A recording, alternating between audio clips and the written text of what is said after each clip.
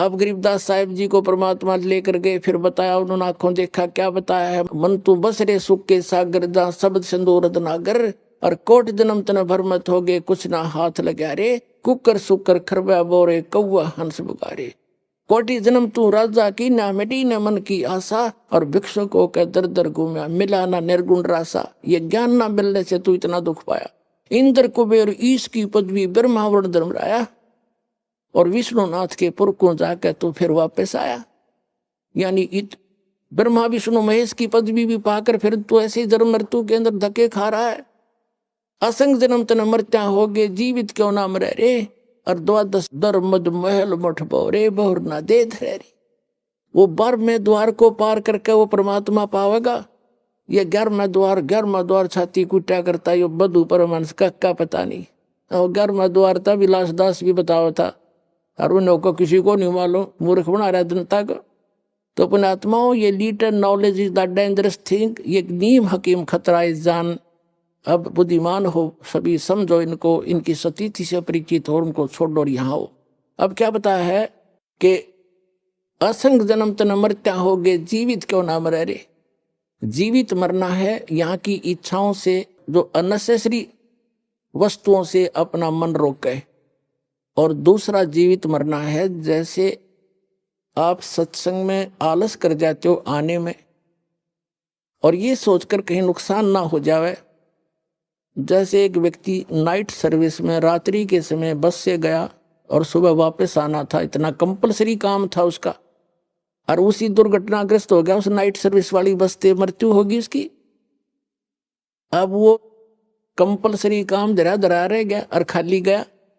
तो पुण्यात्मा, जब आपको मन ये आंट अड़ावे कि वहां जान फिर देखेंगे, या फिर फेर ना होती, कहते हैं काल करे सो आज करे, आज करे सो अब, और पल में परलय हो जाएगी, फिर तो फिर करेंगे कब। तो ये मन जब ऐसी बकवाद करे, जब इस आधार से इसको रोके कि मान लीजिए अब तो हमने सोच लिया मर गए, और 3-4 दिन आ जाओ सत्संग में, अमृत वर्षा हुए, वो तो काल का को लुआ संग जन्म तो हो गया, हमने उसमें पिटत्या ने धक्के खात्या ने, वो पूरा ही नहीं हो लिया आज तक, और वो उसमें पूरा हो भी नहीं सकता इस भगवान का सहयोग बिना। तो मान लीजिए 3 दिन आप 4 दिन आप आए और वहां कुछ हानि होगी तो उसने फिर ठीक कर लेंगे। और जब परमानेंट टिकट कट गई, परमानेंट मृत्यु होगी, फिर वो धरा धरा रह गया, ना भगवान मिला ना वो काम होया।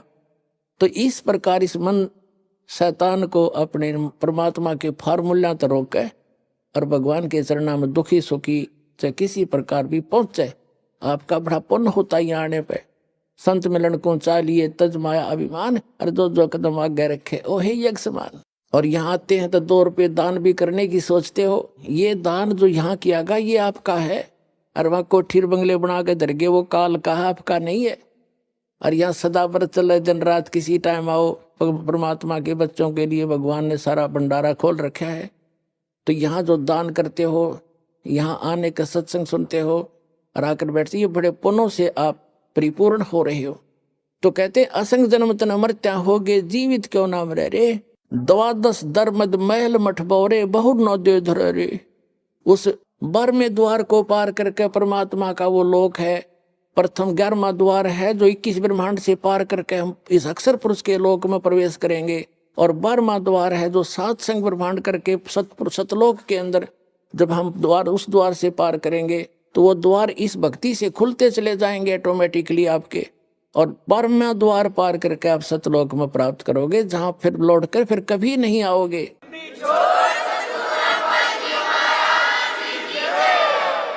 फिर क्या बताते हैं कि दोजक बहिष्ठ सभी तय देखे, राजपाट के रसिया। दोजक कहते हैं नरक को, बहिष्ठ कहते हैं स्वर्ग को, कि स्वर्ग और नरक में असंख्यों बार धक्के खा लिए, और 3 लोक से तरपत ना ही ये मन भोगी खसिया।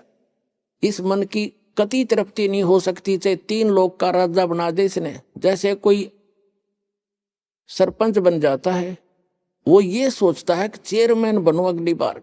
जब बात बने चेयरमैन बनने के बाद नीति हो जाती है कि मैं एमएलए बनूं, जब जी साहब है।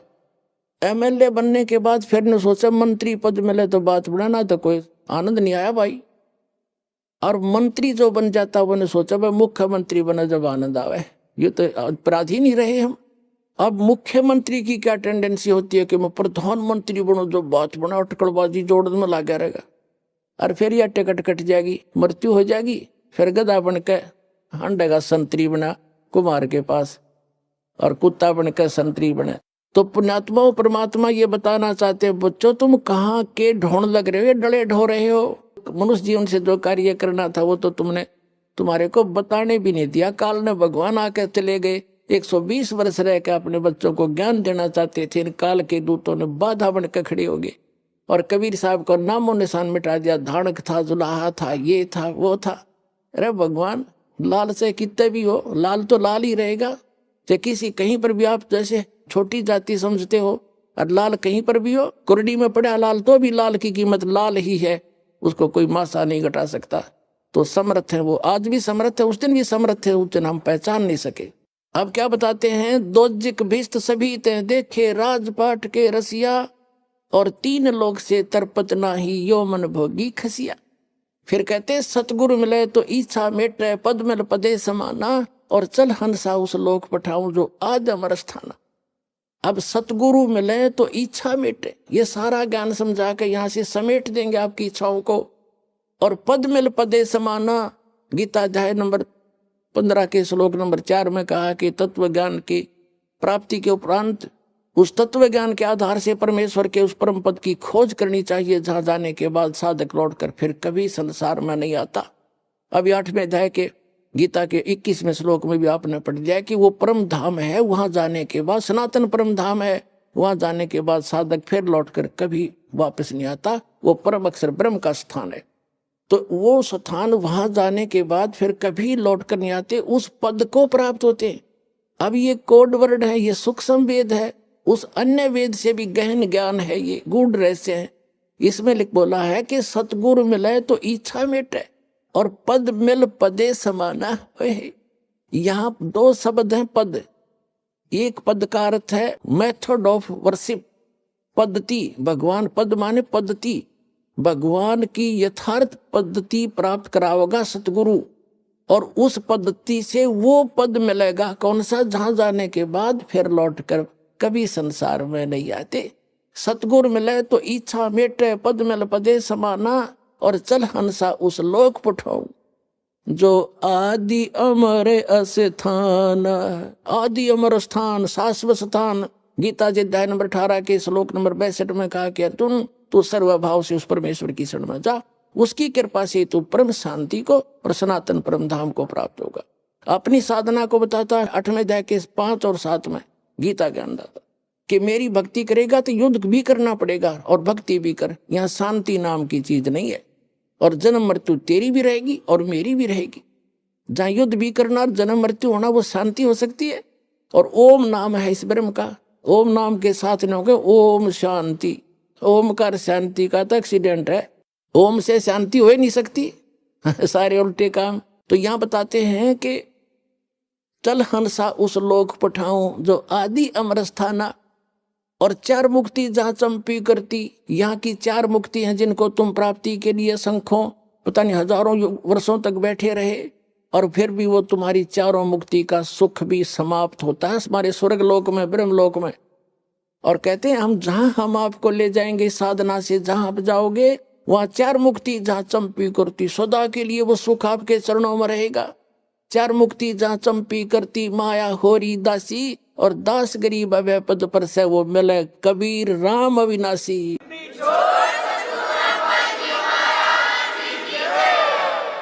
धन्य है आपके माता पिता जिनसे जन्म हुआ,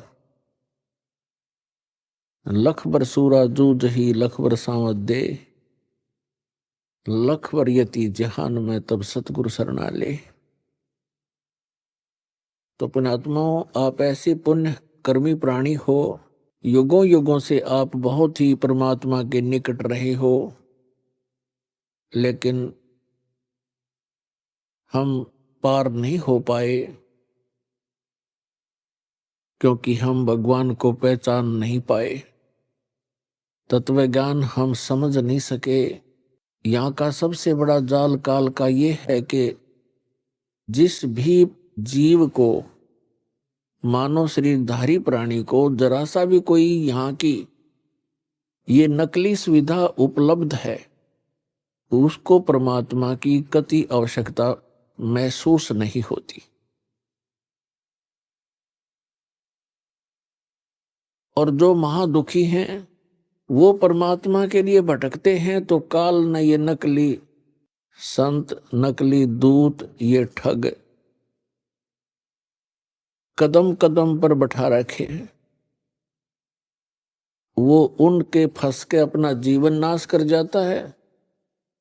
और जो भक्ति करता नहीं, पूर्व जन्म का पुण्यकर्मी प्राणी है, उसको सब अच्छी सुविधाएं प्राप्त हैं, उसका व्यवसाय भी ठीक है, कोई पद पोस्ट भी उच्च है, परिवार भी अच्छा है, बच्चे भी लायक हैं, वो पूर्व जन्म के संस्कार हैं उनके, तो तत्व ज्ञान के अभाव से वो ऐसे अपना जीवन नष्ट कर जाते हैं।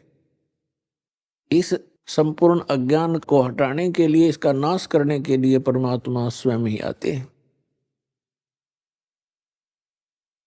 उस परमात्मा के अतिरिक्त जितने भी संत महात्मा, काजी, मुल्ला, आचार्य, शंकराचार्य, मंडलेश्वर, महंत संत हैं, या जो देव पद प्राप्त किए हुए हैं,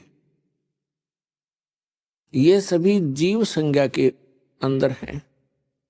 और परमात्मा की महिमा को जीव नहीं जान सकता अपने बल से, इसलिए परमेश्वर स्वयं आते हैं हमें अपने कुछ आंशिक महिमा जो हमें आवश्यक है वो बताने के लिए।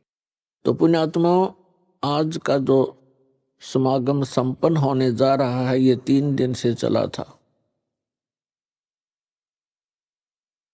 ये किस उपलक्ष्य में है?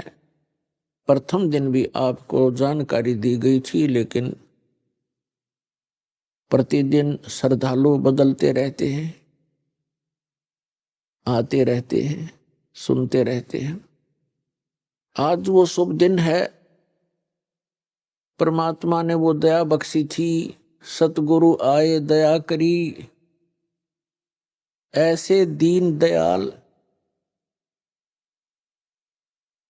बंदी छोड़ वृद्धतास का, जठरग्नि प्रतिपाल। गरीबदास जी ने कहा है कि सतगुरु आए दया करी, क्योंकि परमात्मा जब आते हैं यहाँ सतगुरु का ही रोल करते हैं। और सतगुरु की परिभाषा ये होती है कि वो सच्चा ज्ञान बतावे, सच्चे भगवान की जानकारी देवे, अविनाशी परमात्मा की। सदग्रंथों के अनुसार ज्ञान बताता है वो सतगुरु होता है, सच्चा ज्ञान दाता। तो सच्चा ज्ञान परमात्मा ही दे सकता है, और उसको बताने के लिए वो परमात्मा स्वयं आते हैं। सन 1727 संवत 1784 को परमात्मा आदरणीय गरीबदास साहिब जी गांव छुडानी, जिला झज्जर, हरियाणा वाले को आकर के खेतों में मिले थे, जंगल में, जहां वो गव्वें चरा रहे थे। उस समय उनकी आयु 10 वर्ष की थी। सन 1717 में, संवत 1774 में आदरणीय गरीबदास साहिब जी का जन्म हुआ था गांव छुडानी, जिला झज्जर, हरियाणा में। जब वो 10 वर्ष के हुए, अपने ही खेतों में अपनी ही गौओं को चारा चराने के लिए जंगल में लेकर गए हुए थे। साथ में अन्य 10-12 पाली गवाले उनके साथ सहयोगी थे, और कुछ अन्य गांव के व्यक्ति अपनी गौओं को उन्हीं गरीबदास जी के ही जंगल में, खेतों में चराने के लिए लेकर गए हुए थे। क्योंकि आदरणीय गरीबदास साहिब जी वैसे तो गांव करौथा के रहने वाले थे, लेकिन इनके कोई मामा नहीं थे, इनकी माता श्री के कोई भाई नहीं था। इसलिए गरीबदास साहिब जी के पूज्य पिताजी श्री बलराम जी धनखड़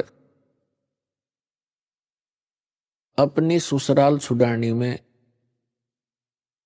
वहां रहने लग गए थे। वहीं जाने के बाद आदरणीय गरीबदास साहिब जी का जन्म हुआ था। दिन के 10 बजे थे। वो परमात्मा जो लीला करते हैं, वो लीला करते ही ऐसी हैं। और इसके गवाह चारों वेद है।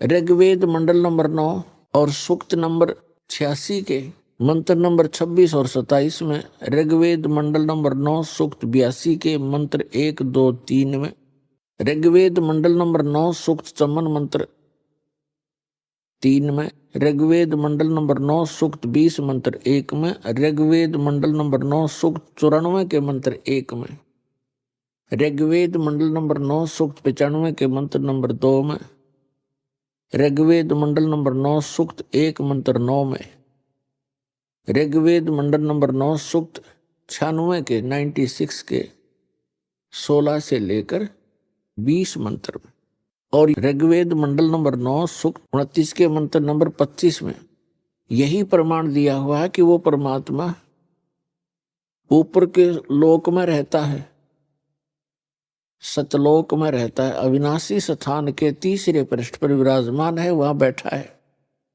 सभी लोकों के ऊपर, और वहां से गति करके आता है, अच्छी आत्माओं को मिलता है और उनको उपदेश करने की इच्छा से वो कबीर देव नाम है उस परम पिता का, कबीर देव, हम उसे कबीर साहब बोलते हैं। तो उसी अपने गुण अनुसार जो वेद गवाही देते हैं, तो पुण्यात्मा हम वेदों को सत्य मानते हैं। सभी किसी भी, वैसे तो विश्व के अंदर किसी भी व्यक्ति से आप पूछोगे कि वेद एक सत्य वस्तु है, सत्य ज्ञान है और परमात्मा की महिमा का गुणगान है। और उस परमेश्वर ने 600 वर्ष पहले आकर के बताया था कि वेद मेरा भेद है, मैं ना मिलूं वेदन के माही, और जौन वेद से मैं मिलूं ये वेद जानते नहीं। और वेद 5वां वेद है, सूक्ष्म वेद है, जिसको तत्व ज्ञान कहते हैं। वेद कहो ज्ञान कहो, तो तत्व ज्ञान है वो तत्व वेद है, वो सूक्ष्म वेद है। उस सूक्ष्म वेद के अंदर परमात्मा के पाने की महिमा कंप्लीटली लिखी हुई है। और इन 4 वेदों के अंदर महिमा तो परमात्मा की है, लेकिन उसके पाने की विधि नहीं है, वो सत्य साधना उनमें वर्णित नहीं है। तो इस प्रकार वो परमात्मा अपनी प्यारी आत्माओं को मिलते ही मिलते हैं और उनको तत्व ज्ञान से परिचित कराते हैं। गरीबदास साहिब जी 10 वर्ष के थे, खेतों में अपनी गौवें चरा रहे थे। वहां एक आजकल का मौसम, जैसे आज का मौसम है, दिन के समय में 10 बजे खूब गर्मी सी हो जाती है और सभी गवाले एक जंडी के पेड़ के नीचे बैठकर खाना खा रहे थे। तभी परमात्मा सतलोक से चलकर आए। कहते हैं गरीबदास जी ने बताया है कि एक क्षण में यहां पर है, एक क्षण में प्रलय पार। वो परमात्मा एक सेकंड के भी कुछ अंश के अंदर यहां विद्यमान हो जाते हैं, एक जिंदा महात्मा का रूप बना करके, और रस्ते रस्ते आ रहे हैं जैसे यात्री किसी दूसरे गांव को जा रहा हो। उस रास्ते के ऊपर ही वो जांडी का पेड़ था। जब महात्मा जी निकट आए तो राम राम कहा। सभी पालियों ने, परमात्मा ने भी उत्तर दिया। पाली खाना खा रहे थे सभी गवाले, उन्होंने कहा महाराज भोजन पालो, आओ बैठो। उनके लिए एक वस्त्र बिछा दिया, चादर बिछा दी। परमात्मा विराजमान हुए, वो तो आए उसी उद्देश्य से थे। वो ना कहते तो भी उन्होंने तो बैठना ही था वहां उनके पास आकर के।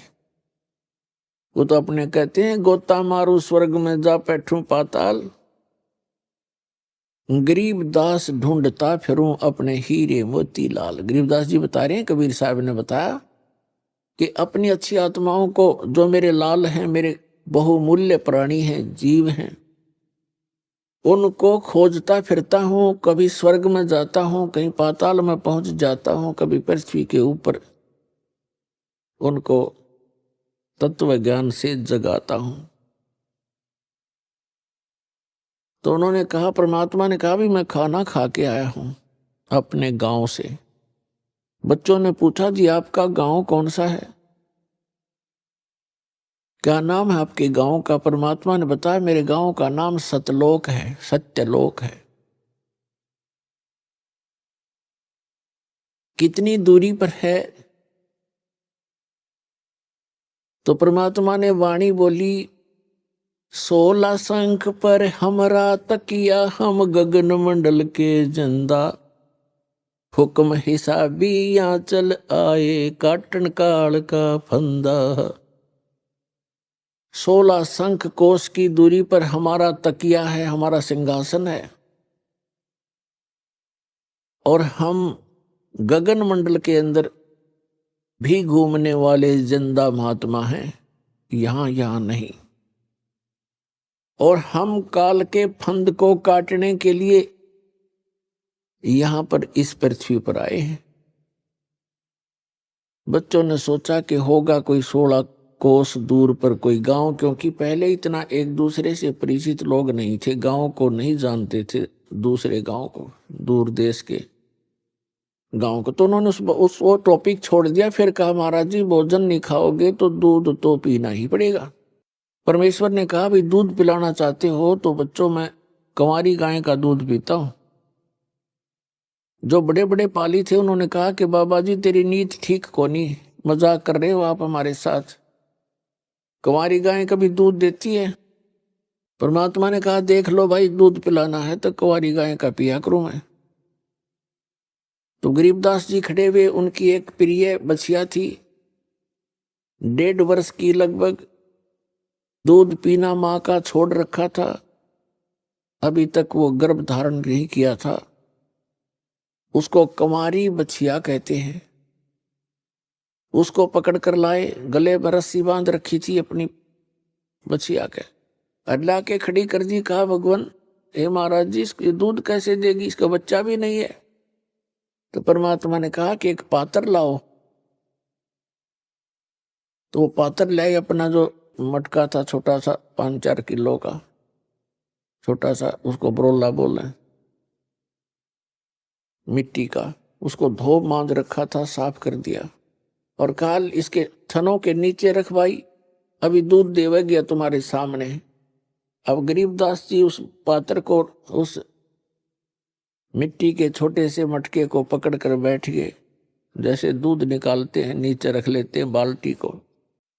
परमात्मा खड़े हुए, बछिया के कमर पर आशीर्वाद भरा हाथ रखा, लंबे लंबे सतन हो गए, 3-3, 4-4 इंच के, और दूध की धार बंध गई। वो पात्र भरते ही अपने आप बंद हो गया। बोलो सतगुरुदेव।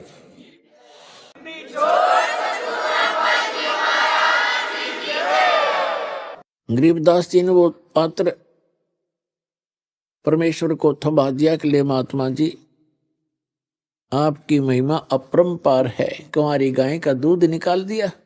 उस परमेश्वर ने, कबीर साहब जी ने थोड़ा सा दूध पिया, और बाकी वहां उपस्थित सभी ग्वालों से कहा कि ले पालियो, ये अमृत है बेटा, इसको पी लो। ये यहाँ का नहीं है, ये सतलोक से आया है, इस पवित्र पशु के माध्यम से।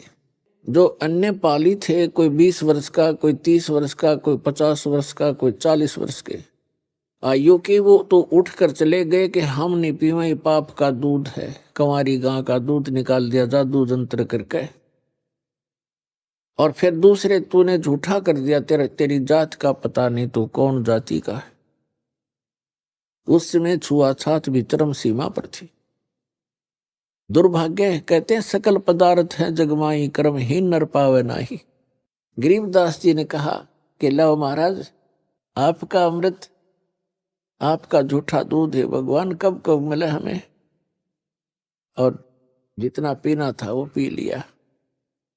तो पुण्यात्माओं कहते हैं, पिछले जब से होते हैं पूर्ण हंस मुराद, ये पिछले संस्कारों से ही ऐसी प्रेरणा और परमात्मा का मिलन हुआ करता है। फिर परमात्मा जिस उद्देश्य को लेकर आए थे, 10 वर्ष के बालक को लगे ज्ञान समझाने, सृष्टि रचना सुनाई, और कहा, बच्चों तुम सभी सतलोक में थे और आप यहां इस काल के जाल में फंसे हुए हो। गरीबदास जी ने कहा कि हे भगवान, वहां ऐसा स्थान बता रहे हो आप कि कभी मृत्यु नहीं होती, वृद्ध अवस्था नहीं होती और वहां कभी सूखा नहीं गिरता। क्योंकि जिस समय गरीबदास साहिब जी छुडानी गांव में जन्मे थे, वहां मरुस्थल जैसा पृथ्वी थी, मरुस्थल जैसी। राजस्थान से मिलती जुलती वो अक्षेत्र था, जो वर्तमान में भी राजस्थान का तो बल्कि अच्छा हो गया होगा। और वहां हर एक चीज का अभाव रहता था। वर्षा हुई तो खाने की ज्वार बाजरा हो जाता, गेहूं तो कभी देखा भी नहीं था। तो गरीबदास जी ने कहा कि वहां परमात्मा ने बताया कि वहां बिन बादल वहां वर्षा होए और असंख्य वहां पर जो है कहते हैं असंख्य सूर्य जितना प्रकाश रहता है, ना सर्दी है ना गर्मी है। और सदा बहार पेड़ हैं, अंगूरों के गुच्छे लगे रहते हैं, प्रत्येक के महल के सामने पार्क हैं, फुहारे हैं, बहुत अच्छे बगीचे हैं और बहुत सुंदर पहाड़ हैं वहां के। यहाँ तो मिट्टी के पहाड़ है, वहां पर हीरे और मोतियों के पहाड़ हैं, सुंदर मिट्टी है, उसके अंदर फलदार सदाबहार पेड़ पौधे हैं। गरीबदास जी ऐसे सुन रहे थे जैसे वो आत्मा उनकी सतलोक में ही घूम रही हो। परमात्मा बताते जा रहे थे और वो कल्पना करते जा रहे थे। फिर परमेश्वर ने बताया कि वहां दूधों की, दहियों की और बेटा अमृत की दरिया बहती है, सरोवर भरे हुए हैं। तो गरीबदास जी ने कहा, क्या भगवान वो खराब नहीं होते? क्योंकि यहां तो दूध ऐसा है, 2 घंटे रख दे गर्मियों में, फिर उसने गर्म करे तो फट जा, बांस उठ जा। तो वहां दूध के दरिया चलती हैं, दूध के भरे रहते हैं सरोवर, समुद्र, तो खराब नहीं होते। परमात्मा ने कहा, नहीं बेटा, वो अमर पदार्थ है। उदाहरण दिया परमात्मा ने कि जैसे ये गंगा आई है आपके भारतवर्ष में, ये गंगा का जल हमारे ही लोक से आया है, सतलोक से। और एक ये एग्जाम्पल है आपके लिए, बुद्धिमान को संकेत ही पर्याप्त होता है। सतलोक से या गंगा आई, सबसे पहले आई शिव के लोक में, शिव के लोक से फिर आई विष्णु के लोक में सबसे, और फिर उसके बाद आई है इस पृथ्वी लोक पे। इसके आने का तरीका परमात्मा की रजा और उसका, अब उसको साइंटिफिक तरीके से किसी तरह लगा लो। वहां से नीचे आई, फिर वहां से नीचे वाष्प बनकर पृथ्वी पर आई, या हिमालय के ऊपर आकर के ये बर्फ रूप में विद्यमान हुई और हो ही रही है। हुई क्या, ये तो आ ही रही है, वहीं से चलकर आ रही है। और इस गंगा के पानी को आप रख लीजिए, चाहे 100 वर्ष रखो, ये खराब नहीं होता। और ये तो इसे लोक में जहां सब कुछ में तुरंत ही जीव चल पड़ते हैं। ये कितना सुंदर शरीर है, मृत्यु के उपरांत 2 दिन इसका अंतिम संस्कार ना करो, इसमें जीव पड़ जाएंगे सारे में। लेकिन उस गंगा के पानी में वो खराब नहीं होता, उसमें जीव नहीं होते। तो गंगा जल तकरीबन सबके घर पर होता था। इस बात से गरीबदास जी खूब परिचित थे कि 3 वर्ष पहले हमारी माता किसी के साथ गई थी और गंगा का जल लाई थी, और आज तक बिल्कुल ऐसा ही है। तो उन्होंने बड़ी रुचि हुई कि हे भगवान, मुझे वो स्थान दिखाओ जहां हम पहले रहा करते थे। परमात्मा आए इसलिए थे, हम जीवों के लिए अपने गवाह तैयार करने के लिए, कि मेरे प्रत्यक्ष दृष्टा हो, मेरे साक्षी बने मेरे बच्चे, ताकि आने वाली वो पिछली पीढ़ी में मुझे पहचान सके कि कबीर इज गॉड।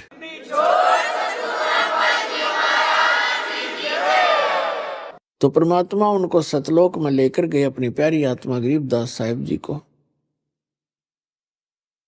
शरीर नीचे रह गया, आत्मा सूक्ष्म शरीर, फिर कारण शरीर, सब फिर वहां जाकर के उसका अपना ओरिजिनल शरीर जो वह हमारा था, उसमें वो मानव शरीर सदृश ही है, लेकिन उसका पूरी बॉडी का 16 सूर्य जितना प्रकाश है।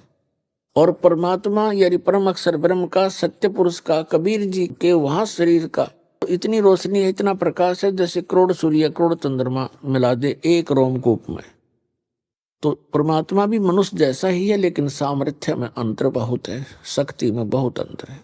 तो इस प्रकार गरीबदास जी को परमात्मा ऊपर लेकर गए, ब्रह्मा विष्णु महेश का लोक दिखाया, धर्मराज का लोक दिखाया, ये नकली सतलोक दिखाए, और यहाँ के ये स्वर्ग लोक दिखाए, नरक लोक दिखाए, इंद्र का लोक दिखाया, सभी ऊपर को लेकर गए, जहाँ काल रहता है वो स्थान दिखाया, और 11वां द्वार पार करके अक्षर पुरुष के लोक में प्रवेश किया, फिर 12वां द्वार पार करके सतलोक के अंदर प्रवेश हुए, भंवर गुफा के पार करके ऊपर पहुंच के जब परमात्मा जाकर के अपने ही दूसरे स्वरूप पर चवर करने लगे, क्योंकि परमात्मा में एक शक्ति होती है, एक सिद्धि होती है, एक सिद्धि जो बहुचोले धार है। तो परमात्मा अन्य रूप बनाकर नीचे आते हैं और एक रूप में सिंहासन पर वहां विराजमान होते हैं। जो सिंहासन के ऊपर राजा के समान मुकुट पहने हुए, छत्र के नीचे बहुत बड़े गुम्बद के अंदर परमात्मा वहां बैठे थे सिंहासन पर, उनके एक रोम में करोड़ सूर्य मिला दे करोड़ चंद्रमा, इतनी रोशनी थी उस परम पिता की। और नीचे से जो जिंदा महात्मा के रूप में वही परमात्मा अपना अन्य रूप धारण करके गए थे, अन्य वेश में, वो जिंदा महात्मा का रूप था। जिंदा कैसे होते हैं? मुसलमानों के अंदर जिंदा महात्मा होते हैं, काला टोप पहनते हैं छोटे से वाला, एक काला ही ओवर कोट पहनते हैं घुटनों से भी नीचे तक, पिंडलियों तक का, और एक कच्छा पहनते हैं घुटनों तक का। ऐसी वेशभूषा वाले को जिंदा महात्मा कहते हैं। जैसे कोई गिरी है, पुरी है, उनकी पहचान अलग है, कोई वैष्णव साधु है उसकी अलग पहचान है, ऐसे जिंदा महात्मा के रूप का अलग पहचान है। तो वहां परमात्मा ने जाकर के एक चंवर रखा था।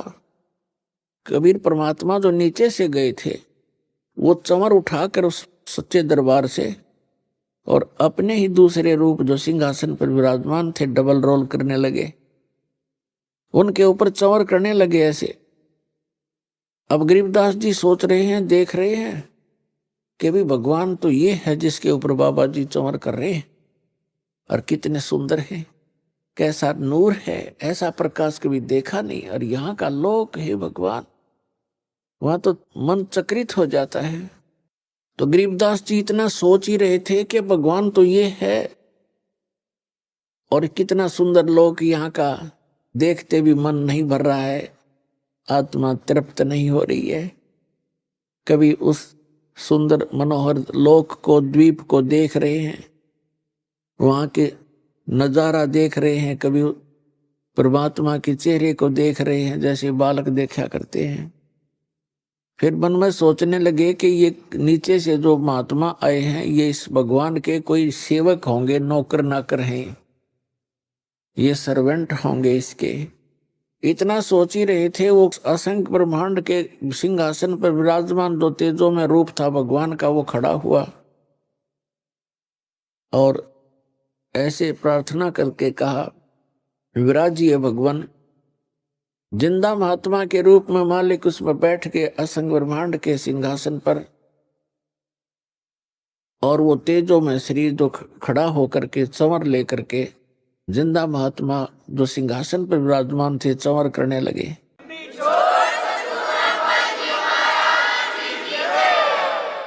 अब गरीबदास जी सोच रहे हैं कि बाबा जी तो बड़ांडी भाई, इस पर भगवान चंवर करे, इसका पूजा सेवा कर रहा है। इतना सोच ही रहे थे, इतने में तेजों में शरीर जिंदा वाले स्वरूप में समा गए और अकेले जिंदा महात्मा के रूप में परमात्मा असंख्य ब्रह्मांड के कंट्रोलर और सृजनहार के सिंहासन पर बैठे।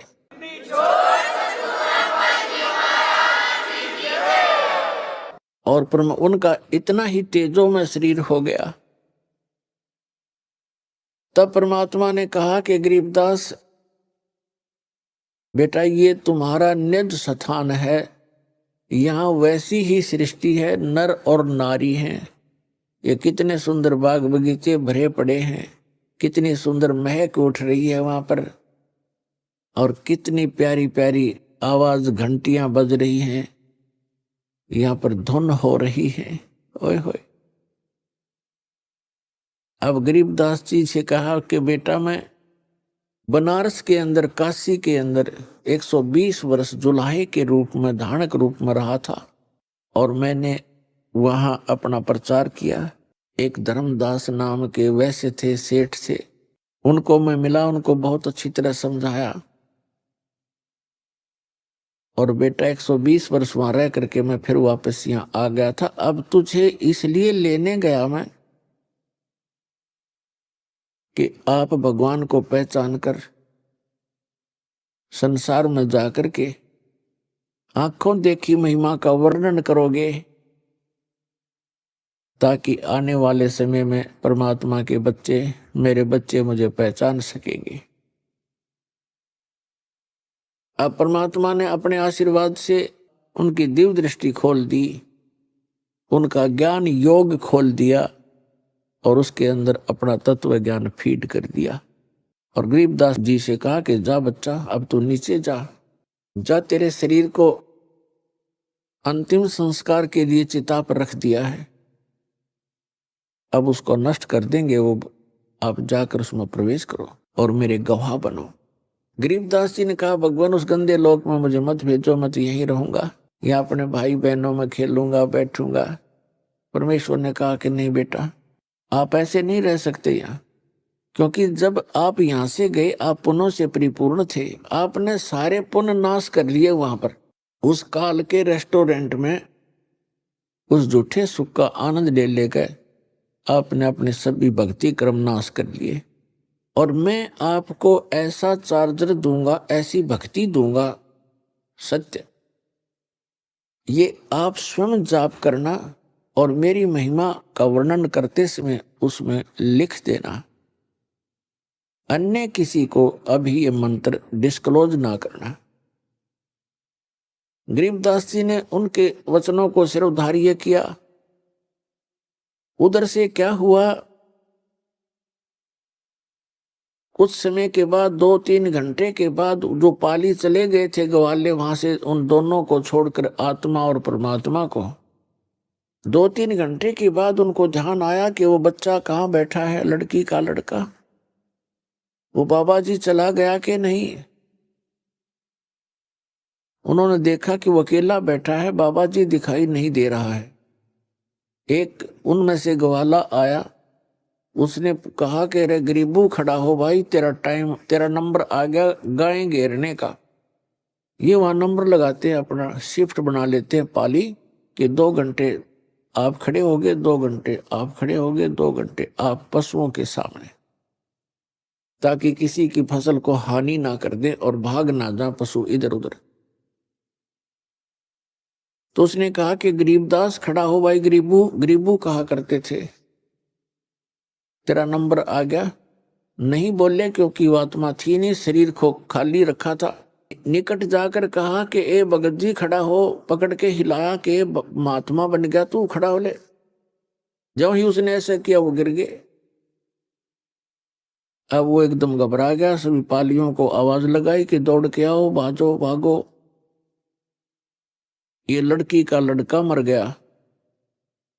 2 पाली गांव की तरफ दौड़े। 1.5 किलोमीटर की दूरी पर छुड़ानी गांव था, उस स्थान से जहां पर ये परमात्मा प्रकट हुए थे। गांव में पता चला 30-40 घर होते थे, पहले छोटे गांव हुआ करते थे। सारे गांव में एकदम सन्नाटा छा गया। जिसने भी सुना वही उस स्थान की तरफ दौड़ लिया। बूढ़े क्या, बच्चे क्या, माई क्या, बहन क्या, सभी चल पड़े। वहां से बच्चे को 100 को घर ले आए। घर ला करके फिर शाम के समय अंतिम संस्कार के लिए चिता पर रख दिया। उसी समय परमात्मा ने अपनी प्यारी आत्मा गरीबदास जी को उनके शरीर में प्रवेश कर दिया। अब जो ही आत्मा प्रवेश हुई, उनके अंदर वो ज्ञान फीड कर दिया था। वही वाणी उठते ही, चिता के ऊपर से उठते ही ये वाणी बोलने लगे, अनंत कोट ब्रह्मांड का एक रति नहीं भारे, सतगुरु पुरुष कबीर हैं कुल के सिरजनहारे। अलल पंख अनुराग है सुन मंडल रे थीरे, दास गरीब उधार दिया सतगुरु मिले कबीर। अब गांव वालों ने सोचा ये लड़का मेंटल हो गया, बाबा जी के जंतर मंत्र का दूध पी के एंड बैंड बोल रहा है, पता नहीं क्या बक रहा है हुआ बाई। क्योंकि वो समझ कैसे सके इस गूढ़ रहस्य को। ऐसे 3 वर्ष बीत गए और उधर से गांव वालों ने, घर वालों ने इस बात पर संतोष कर लिया, परिवार के व्यक्तियों ने, कि हे भगवान लड़का होता गया मेंटल, पर कोई बात नहीं, या लड़की इस बच्चे को देख देख के जैसा भी बावड़ा है, पागल है, इसको देखकर वो जीवित रह जाएगी, नहीं तो बेहोश हो जाती थी इस घटना को सुनकर बार बार। तो ये संतोष किया कि कोई बात नहीं, पागल हुआ सो हुआ, पर जीवित तो हो गया। लड़की ने पेट पर खाना खा लिया। ऐसे 3 वर्ष बीत गए। एक गोपाल दास नाम के दादू पंथ के एक संत थे, जो बनिए के घर जन्म था उनका, और वो दादू पंथ से दीक्षित होकर के घर त्याग चुके थे, बाल बच्चों का विवाह करके फ्री हो गए थे, और वो ऐसे घूमते फिरते थे, शिष्य बना रखे थे गांव में, वहां जाते थे, उनके घर रुकते थे, घूमते फिरते, जिसको रमता राम कहते हैं। और दादू साहब जी को भी परमात्मा मिले थे जब वो 7-8 वर्ष के थे। जंगल में खेल रहे थे, बनी में 2-4 बच्चे और भी बैठे थे।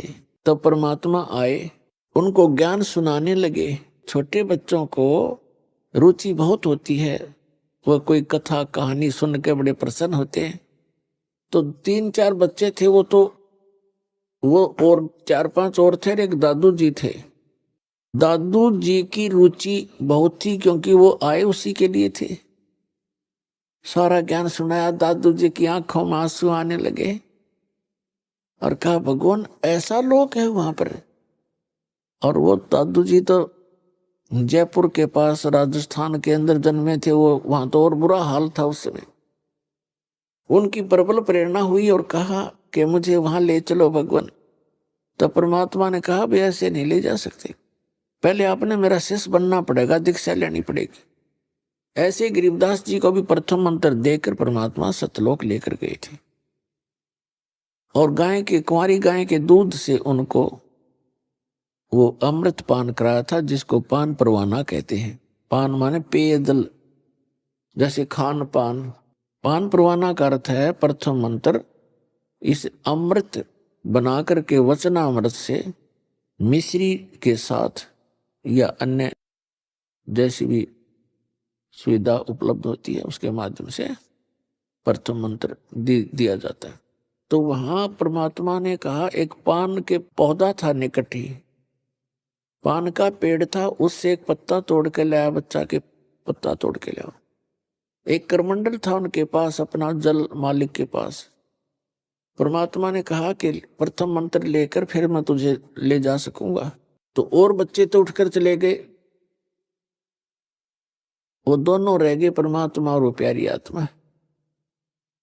तब परमेश्वर ने अपने करमंडल से एक घूंट पानी की भरी और फिर वापस उस पे पान के पत्ते पर ऐसे कुरला कर दिया और कहा ले बच्चा ये नाम ले और इसको पी ले। अब दादू जी ने पकड़ के पी लिया और जो बच्चे और बैठे थे वो उठ कर चले गए। कहने लगे हम ना पीवा तेरे